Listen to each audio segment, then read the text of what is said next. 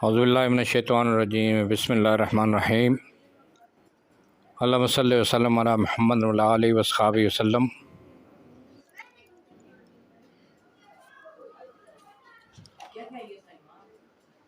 معزز سامعین کرام، السلام علیکم ورحمۃ اللہ وبرکاتہ۔ میں عبد الرحمن اوان آج سلسلہ سیرت النبی لے کر آپ کی خدمت میں ایک بار پھر حاضر ہوں۔ اس سے پچھلی ویڈیو میں نے قریش کے مسلمانوں پر ظلم بیان کیے تھے۔ آج ہجرت حبشہ کے متعلق میں انشاءاللہ بیان دوں گا۔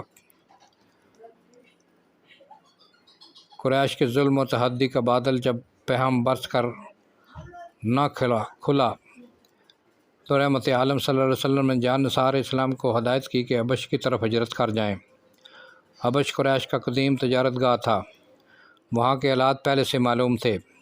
اہل عرب حبش کے فرمان روا کو نجاشی کہتے تھے اور اس کی عدل و انصاف کی عام شرط تھی۔ جان نثارین اسلام ہر قسم کی تکلیف جھیل سکتے تھے اور ان کا پیمانہ صبر لبریز نہیں ہو سکتا تھا، لیکن مکہ میں رہ کر فرائض اسلام کا آزادی سے بجا لانا ممکن نہ تھا۔ اس وقت حرم کعبہ میں کوئی شخص بلند آواز سے قرآن نہیں پڑھ سکتا تھا۔ حضرت عبداللہ بن مسعود رضی اللہ تعالیٰ عنہ جب اسلام لائے تو انہوں نے کہا کہ میں اس فرض کو ضرور ادا کروں گا۔ لوگوں نے منع کیا لیکن وہ باز نہ آئے۔ حرم میں گئے اور مقام ابراہیم کے پاس کھڑے ہو کر سورۃ الرحمن پڑھنا شروع کی۔ کفار ہر طرف سے ٹوٹ پڑے اور ان کے منہ پر تمانچے مارنے شروع کیے۔ اگرچہ انہوں نے جہاں تک پڑھنا تھا پڑھ کر دم لیا، لیکن واپس گئے تو چہرہ پر زخم کے نشان لے کر گئے۔ حضرت ابوبکر جا اقتدار میں دیگر رؤسائے قریش سے کم نہ تھے، لیکن آواز سے قرآن نہیں پڑھ سکتے تھے اور اس بنا پر ایک بار ہجرت کے لیے آمادہ ہو گئے۔ اس کے علاوہ ہجرت سے ایک بڑا فائدہ یہ بھی تھا کہ جو شخص اسلام لے کر جہاں جاتا وہاں اسلام کی شعائیں خود بخود پھیلنا شروع ہو جاتی۔ غرض حضرت صلی اللہ علیہ وسلم کے ایما سے اول 11 مرد اور 4 عورتوں نے ہجرت کی، جن کے نام یہ ہیں: حضرت عثمان بن عفان، ماں اپنی زوجہ محترمہ حضرت رقیہ جو کہ رسول اللہ صلی اللہ علیہ وسلم کی صاحبزادی تھی، حضرت ابو حذیفہ بن عتبہ، ماں اپنی زوجہ کے جن کا نام حضرت سہلہ بنت سہیل تھا، حضرت زبیر بن عوام رسول اللہ صلی اللہ علیہ وسلم کے پھیرے بھائی اور مشہور صحابی تھے، حضرت مصعب بن عمیر ہاشم کے پوتے تھے، حضرت عبد الرحمن بن عوف مشہور صحابی اور عشرہ مبشرہ میں شمار کیے جاتے تھے، حضرت ابو سلمہ بن عبداللہ مخزومی، ماں اپنی زوجہ حضرت سلمہ بنت ابی امیہ کے۔ یہ ام سلمہ وہی ہیں جو ابو سلمہ کے مرنے کے بعد حضرت صلی اللہ علیہ وسلم کے عقد میں آئیں۔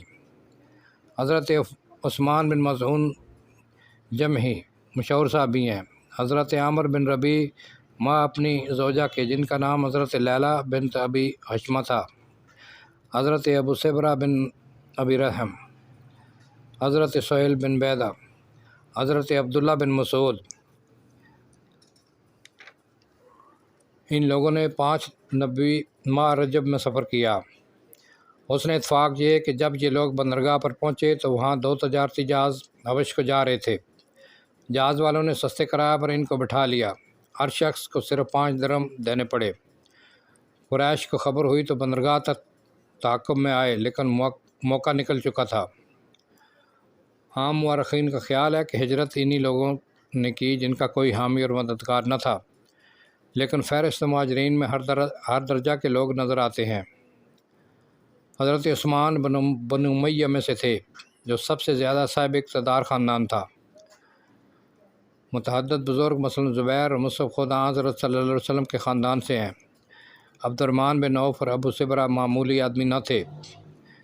اس بنا پر زیادہ قرین قیاس یہ ہے کہ قریش کا ظلم و ستم بے قسم پر محدود نہ تھا، بلکہ بڑے بڑے خاندان والے بھی ان کے ظلم و ستم سے محفوظ نہ تھے۔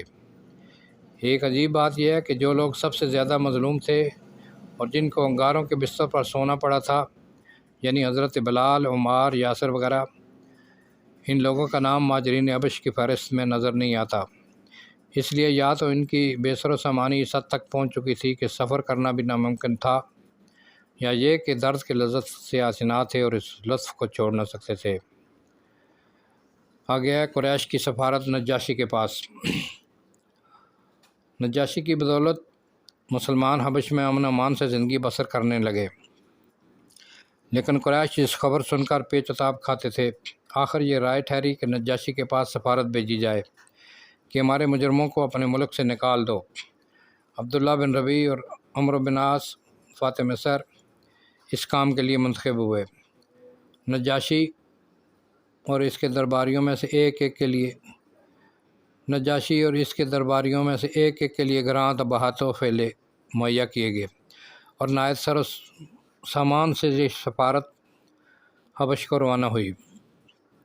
یہ سفراء نجاشی سے پہلے درباری پادریوں سے ملے اور ان کی خدمت میں نظریں پیش کی اور کہا کہ ہمارے شہر کے چند نادانوں نے ایک نیا مذہب ایجاد کیا ہے، ہم نے ان کو نکال دیا تو آپ کے ملک میں بھاگ آئے ہیں۔